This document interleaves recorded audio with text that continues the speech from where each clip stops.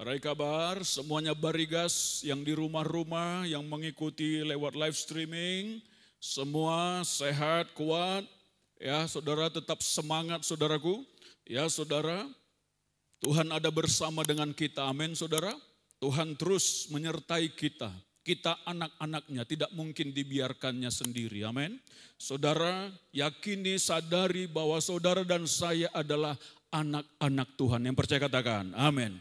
Seorang bapak tidak pernah membiarkan anaknya terlantar, saudara.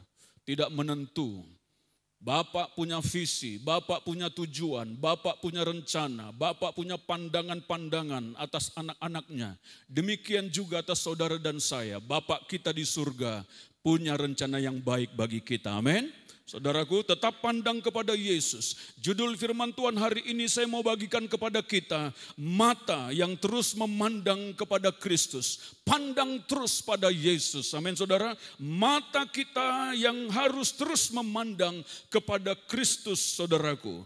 Amsal 4 ayat 25, mari kita membaca bersama-sama. Amsal pasal 4 ayat 25.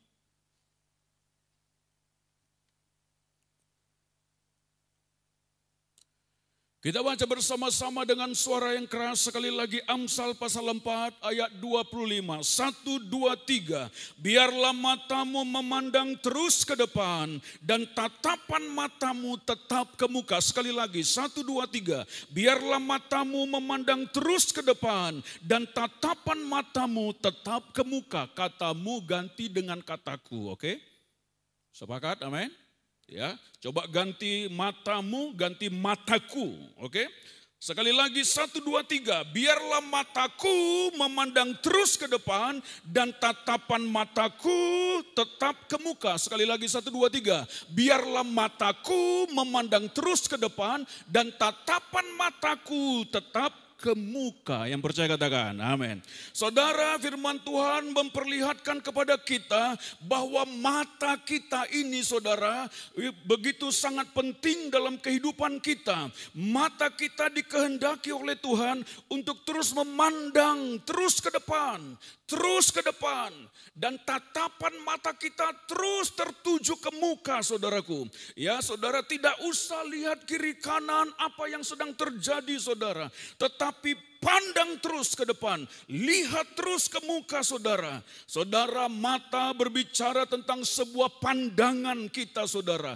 Pandangan kita akan mempengaruhi kehidupan kita, saudara. Apa yang kita lihat akan mempengaruhi otak pikiran kita dan segala tindakan-tindakan kita. Itulah sebabnya mata begitu penting mempengaruhi segenap keberadaan kehidupan saudara dan saya.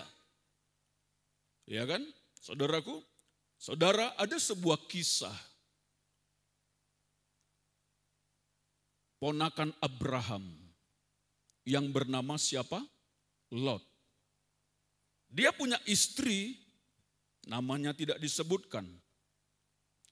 Istri Lot ini, saudara, menjadi tiang garam. Ya kan?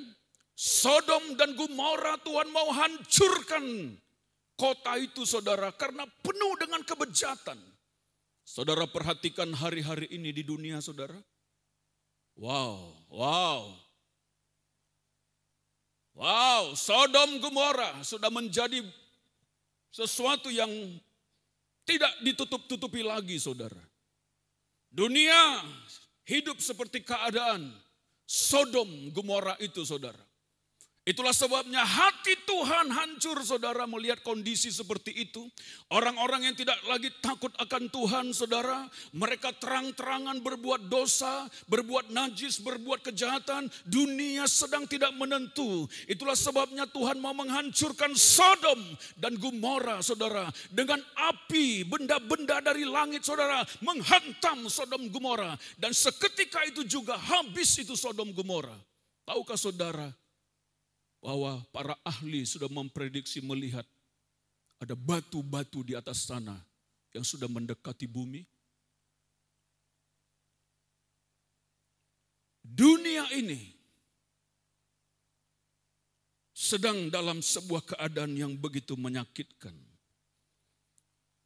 Tetapi Tuhan melihat kepada keluarga Lot saudara yang adalah ponakan dari orang pilihan Tuhan. Abraham berdoa supaya Tuhan janganlah hancurkan Sodom karena ada orang benar di situ. Keluarga Lot itu. Itulah sebabnya Tuhan mendengar syafaat dari Abraham. Dan Tuhan turun saudara untuk menyelamatkan siapa? Keluarga Lot ini saudaraku. Ayo cepat kalian cepat. Kalau saudara baca di Kejadian pasal 19 saudara nanti saudara. Bahwa mereka saudara disuruh oleh Tuhan cepat karena Tuhan mau memusnahkan Sodom dan Gomora. Coba kita baca Kejadian 19 ayat 17. Kejadian 19 ayat 17, ayat 24 sampai 26. Nanti saudara bisa baca di rumah. Yang lain, ayat-ayat yang lain. Ya. Kejadian 19 ayat 17, kita sambung ayat 24 sampai ayat 26. Demikian firman Tuhan. Sesudah kedua orang itu menuntun mereka sampai keluar, berkatalah seorang, larilah, selamatkanlah nyawamu. Janganlah apa? Menoleh ke belakang dan janganlah berhenti dimanapun juga di lembah Yordan. Larilah ke pegunungan supaya engkau jangan mati lenyap, kata firman Tuhan. Ayat 24 perhatikan. Kemudian Tuhan menurunkan hujan belerang dan api atas Sodom dan Gomora berasal dari Tuhan dari langit. Dan ditunggang balikannyalah kota-kota itu dan lembah Yordan dan semua penduduk kota-kota serta tumbuh-tumbuhan di tanah. Perhatikan ayat 26. Tetapi istri Lot yang berjalan mengikutinya menoleh ke belakang. Lalu menjadi apa? Tiang garam. Tragis menjadi tiang garam saudara. Kenapa tiang garam? Memang waktu itu keadaan ini diperlihatkan lembah Yordan itu dekat laut mati. Ya saudaraku, laut asin. Ya. Nah saudara, firman Tuhan memperlihatkan Tuhan menghancurkan Sodom dan Gomora. Tapi Tuhan berpesan kepada keluarga yang percaya kepada Allah ini saudara. Jangan menoleh ke belakang. Artinya apa? Pandangan matamu harus tetap ke muka. Pandanganmu harus tertuju ke depan. Jangan menoleh lagi ke belakang. Jangan kau terganggu dengan keadaan-keadaan ini. Tetapi kejar apa yang Tuhan mau. Capai apa yang Tuhan inginkan dalam hidupmu. Lihat kepada Yesus senantiasa. Itulah yang Tuhan inginkan saudara. Dengan firman Tuhan tadi. Supaya matamu terus memandang ke depan. Dan tatapanmu tetap ke muka. Artinya apa? Pandang terus kepada Yesus. Lihat terus kepada Yesus. Jangan seperti istri Lot ini saudara. Yang hatinya berpaut kepada dunia. Mereka adalah orang kaya di situ. Hati-hati dengan kekayaan saudara. Dalam keadaan dunia yang sedang menentu, yang tidak menentu ini saudara. Orang-orang kaya paling sukar masuk kerajaan surga kata firman Tuhan. Itulah sebabnya jangan kejar kekayaan dunia. Karena dunia ini sedang menuju kepada kehancurannya. Kejar, kumpulkan harta di sorga. Lihat kepada Tuhan, pandang kepada Tuhan. Istri Lot menjadi tiang garam dan mati dia di situ saudara. Karena kenapa? Karena dia pandangannya tidak terus tertuju kepada firman Tuhan yang berkata, jangan kamu menoleh ke belakang. Itulah perintahnya. Jadi mata kita begitu penting saudara. Pandangan kita begitu penting saudaraku. Karena mata kita ini kata firman Tuhan adalah pelita tubuh kita. Pelita bagi kehidupan kita. Mari kita membaca Lukas pasal 11 ayat 33. Lukas pasal 11 ayat 33 sampai 36.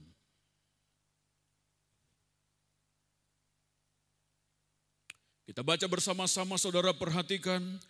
Tidak seorang pun yang menyalakan pelita lalu meletakkannya di kolong rumah atau di bawah gantang. Melainkan di atas kaki dian supaya semua orang yang masuk dapat melihat cahayanya. Jadi kalau seseorang menyalakan pelita atau lampu saudara, tentu tidak dimasukkan ke bawah kolong tentu ya. atau dimasukkan ke bawah gantang atau panci itu saudara. Tetapi diletakkan di atas, di kaki Dian saudara. Untuk bisa menerangi ya kan. Pelita itu harus ada di atas. Nah coba perhatikan ayat 34 saudara. Kita baca sama-sama. 1, 2, 3. Matamu adalah pelita tubuhmu. Jika matamu baik, teranglah seluruh tubuhmu. Tapi jika matamu jahat, gelaplah seluruh tubuhmu. Karena itu, perhatikanlah supaya terang yang ada padamu jangan menjadi kegelapan. Jika seluruh tubuhmu terang dan tidak ada bagian yang gelap, maka seluruhnya akan terang. Sama seperti apabila pelita menerangi engkau dengan cahayanya. Amin saudara. Jadi firman Tuhan berkata bahwa matamu adalah pelita tubuhmu. Artinya apa? Matamu baik maka teranglah seluruh tubuhmu. Jika matamu jahat artinya apa? Yang kau lihat perkara-perkara yang jahat maka gelaplah seluruh tubuhmu. Jadi perhatikan bahwa mata kita, apa yang kita lihat mempengaruhi gelap atau terang dalam hidup kita saudara. Jadi mata begitu penting untuk kita perhatikan saudaraku yang terkasih. Ya kan? Tetapi saudara, apakah mata ini berbicara tentang mata jasmani saja? Memang juga mata jasmani, tetapi Tuhan tidak semata-mata berbicara tentang mata jasmani. Karena ada orang yang buta tetapi hatinya terang, pikirannya terang. Betul saudara? Ya kan saudara, jadi mata yang dimaksud bukanlah mata sekedar mata fisik saja. Tapi mata yang dimaksud adalah mata yang mampu menerangi seluruh kehidupan kita. Jadi apa yang dimaksud dengan mata ini saudara? Mata berbicara tentang hati kita saudara. Mata berbicara tentang pikiran kita. Karena akan mempengaruhi cara pandang kita saudara. Mata berbicara tentang iman percaya kita. Jadi apa yang kita lihat, apa yang kita mengerti, apa yang kita pikirkan, itu menjadi mata untuk menerangi hidup kita.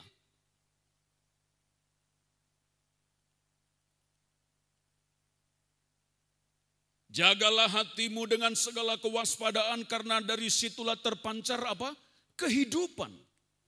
Kalau matamu terang, hidupmu akan terang. Kalau matamu gelap jahat, maka hidupmu akan jahat. Kalau hatimu baik, maka hidupmu akan terpancar kehidupan, saudara. Jadi mata bukan sekedar berbicara tentang mata jasmani kita. Tapi mata berbicara tentang hati kita. Apakah hatimu baik? Atau apakah hatimu penuh dengan kekhawatiran hari-hari ini? Maka engkau akan gelisah dan timbul sakit penyakit, saudara. Apakah hatimu penuh dengan ketakutan? Apakah pikiran kita penuh dengan pikiran-pikiran jahat saudara? Maka akan membuat hidup kita menjadi gelap.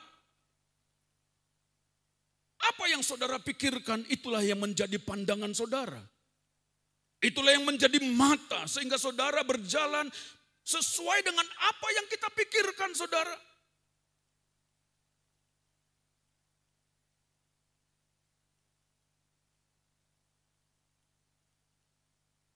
Jadi mata juga berbicara tentang pikiran dan tentang cara pandang kita. Bagaimana saudara memandang situasi keadaan dunia sekarang ini? Membuat saudara dan saya takut, kita takut. Waspada, penting, harus jaga. Gunakan protokol kesehatan saudara. Cuci tangan. Gunakan masker, saudara, waspada, jangan sembarangan pergi. Kalau pergi membeli sesuatu cepat langsung bersihkan tangan.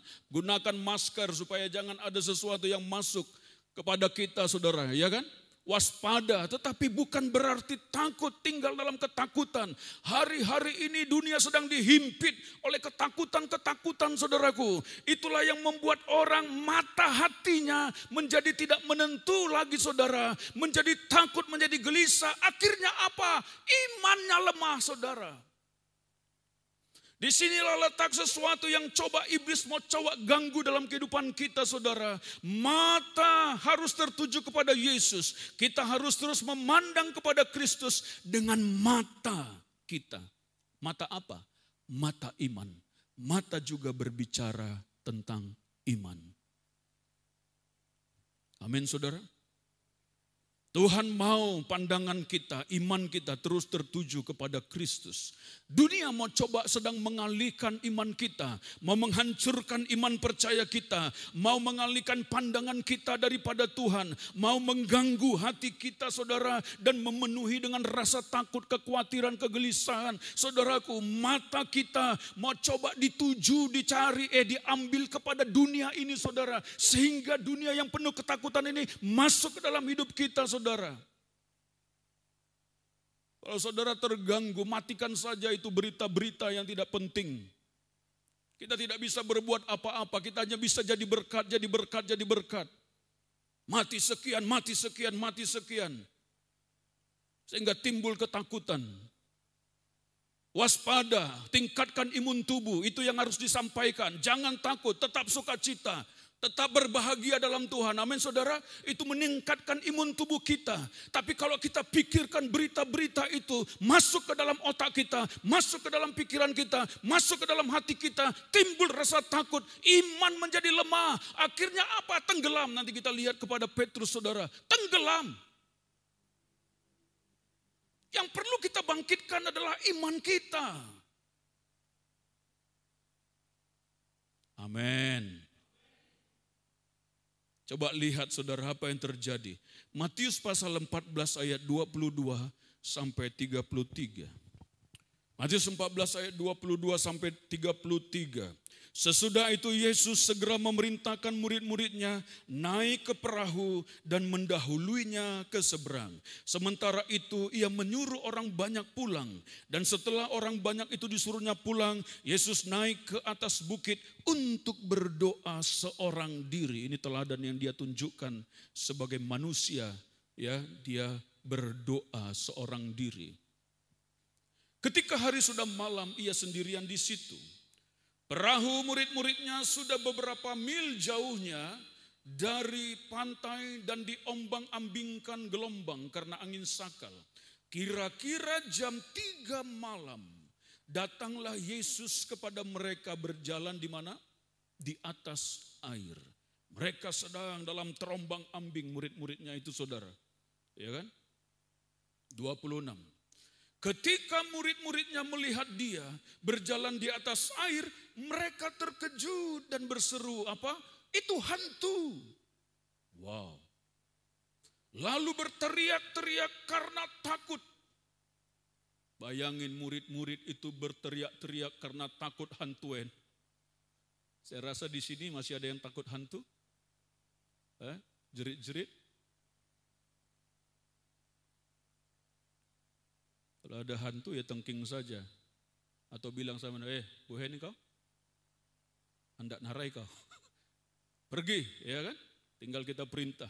Ini murid-muridnya ketakutan loh saudaraku. Aduh. Ya inilah ya. Ayat 27 perhatikan. Tetapi segera Yesus berkata kepada mereka apa? Tenanglah, aku ini, jangan takut. Lalu Petrus berseru dan menjawab dia, Tuhan, apabila engkau itu, suruhlah aku datang kepadamu berjalan di atas air. Kata Yesus, datanglah. Maka Petrus turun dari perahu dan berjalan di atas air mendapatkan Yesus. Petrus melakukan perkara yang tidak mungkin untuk dilakukan. Tetapi karena dia percaya kepada Yesus, karena dia memandang kepada Yesus, maka tidak ada yang mustahil. Amin saudara. Ayat 30, tetapi ketika dirasanya tiupan angin, takutlah ia dan mulai tenggelam lalu berteriak, Tuhan tolonglah aku. Segera Yesus mengulurkan tangannya memegang dia dan berkata, hai orang yang kurang percaya. Lihat Tuhan menegur. Hei kamu orang yang kurang percaya. Mengapa engkau bimbang? Lalu mereka naik ke perahu dan angin itu pun apa? Reda. Karena ada Yesus di situ. Amin, saudara. Yesuslah menjadi sumber kekuatan kita. Yesuslah menjadi sumber pertolongan kita. Yesuslah yang senantiasa menyertai kehidupan orang-orang percaya, orang-orang pilihannya. Tidak ada yang mesti kita takutkan. Mata kita harus terus memandang kepada Yesus. Pikiran kita harus mengerti apa yang Tuhan firmankan. Pegang janji-janji Tuhan. Pikirkan apa yang Tuhan mau, saudaraku. Percaya dengan iman kepada Yesus. Maka kita akan terus berjalan. Bahkan berjalan di atas kemustahilan. Mereka sedang terombang-ambing, lalu Yesus datang, saudara. Lalu Petrus berkata, Yesus, kalau itu engkau, suruhlah aku berjalan di atas air. Dia begitu percaya kepada Yesus bahwa Yesus sanggup melakukan mujizat apa saja. Itulah sebabnya dia berkata, kalau itu engkau, suruh aku berjalan di atas kemustahilan. Tuhan Yesus bilang apa? Mari datang ke sini. Pada saat dia keluar dari apa itu? Dari perahu dengan mata yang memandang kepada Yesus, saudara. Maka dia berjalan dengan enaknya. Air menjadi seperti batu yang keras. Dia injak, saudara. Dia sedang berada di atas segala kemustahilan. Tapi pada saat ada angin mulai menghembus, saudara, mengganggu hati dan pikirannya. Dia mulai menoleh ke kiri ke kanan. Tidak lagi kepada Yesus. Seketika itu juga dia mulai tenggelam.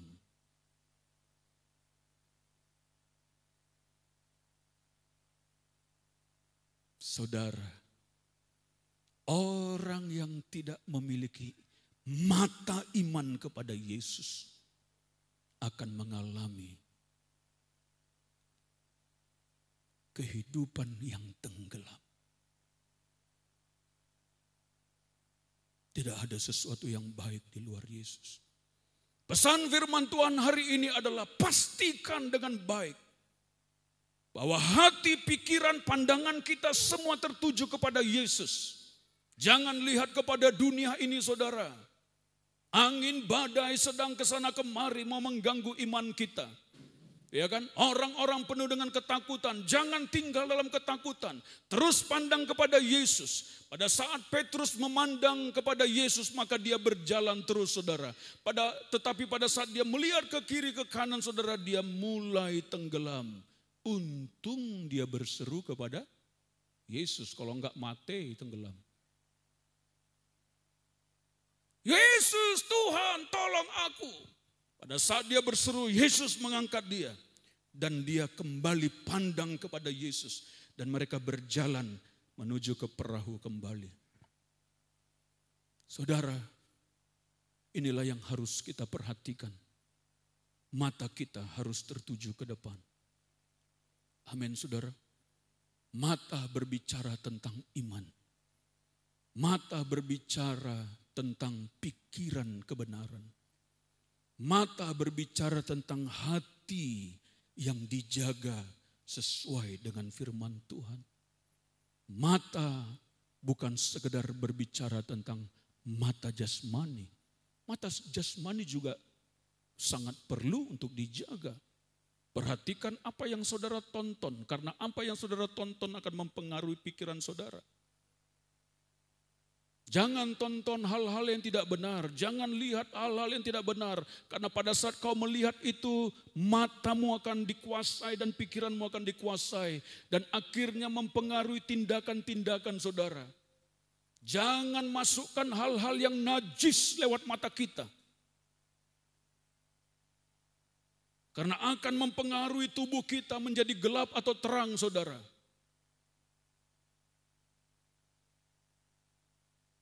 Jangan baca hal-hal yang tidak perlu, yang tidak penting. Bacalah tentang firman Tuhan, artikel-artikel yang membangun. Ya kan?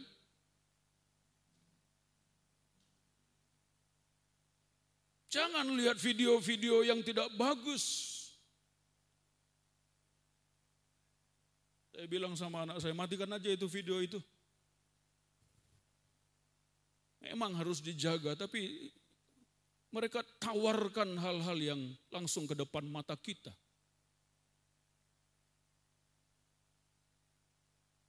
Buka. Aduh.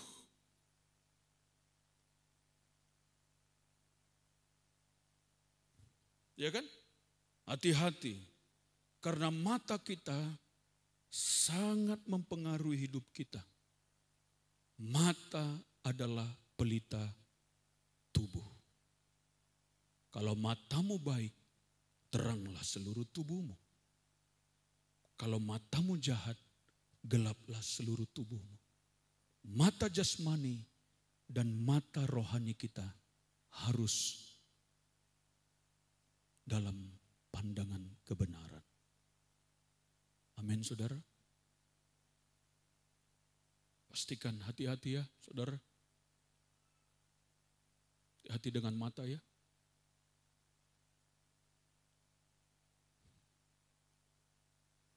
Yang terakhir saya mau bagikan, demikian juga mata berbicara tentang visi dan tujuan Tuhan dalam hidup kita. Kita membaca ayat terakhir Filipi pasal 3 ayat 13 sampai 14. Filipi pasal 3 ayat 13 sampai dengan ayat 14.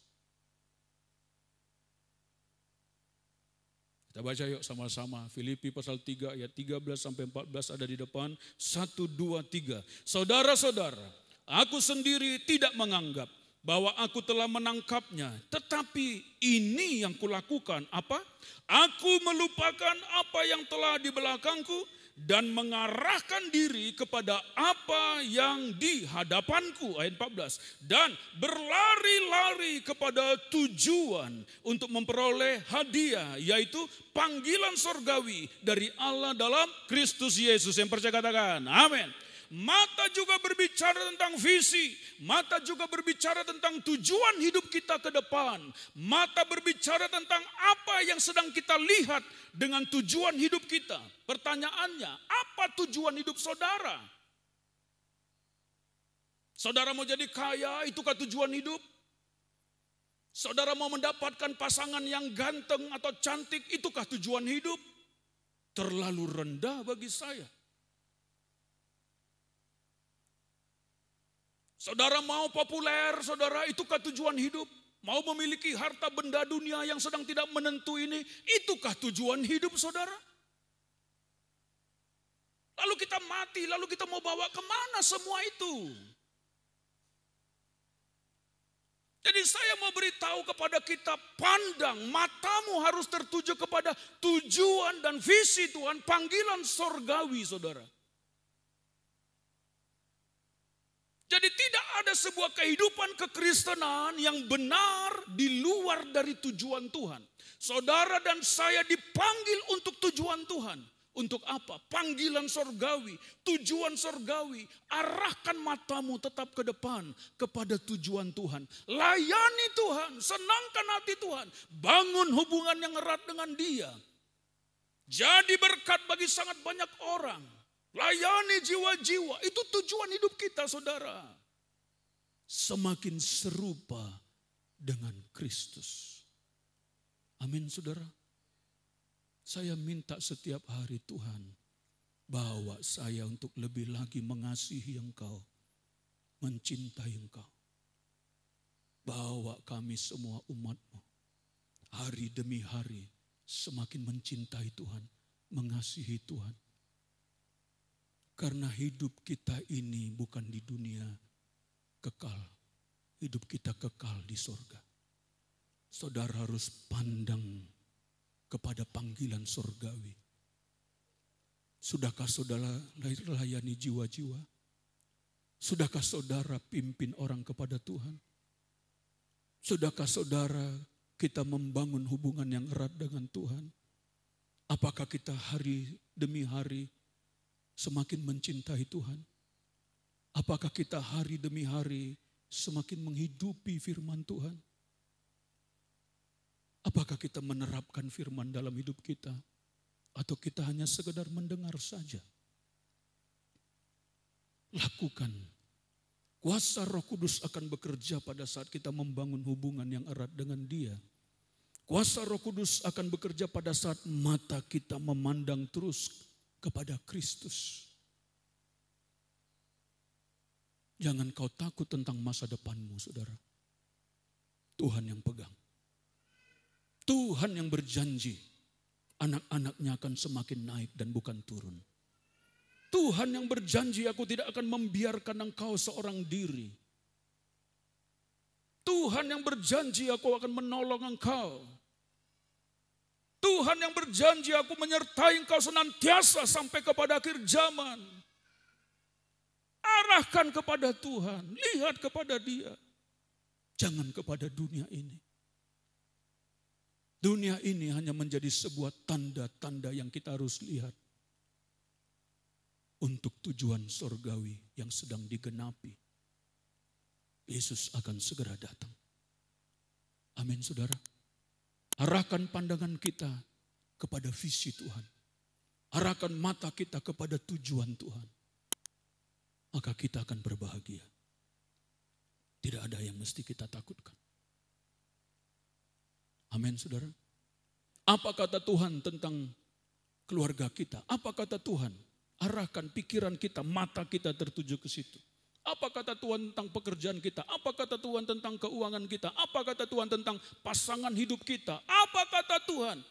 Biar itu menjadi pikiran kita, mata kita. Sehingga kita akan menerangi seluruh hidup kita. Amin, saudara. Pesan firman Tuhan ini begitu penting. Karena banyak orang yang hari-hari ini matanya tidak lagi tertuju kepada Yesus. Penuh dengan ketakutan. Akhirnya kuasa Roh Kudus tidak bekerja dalam hidupnya.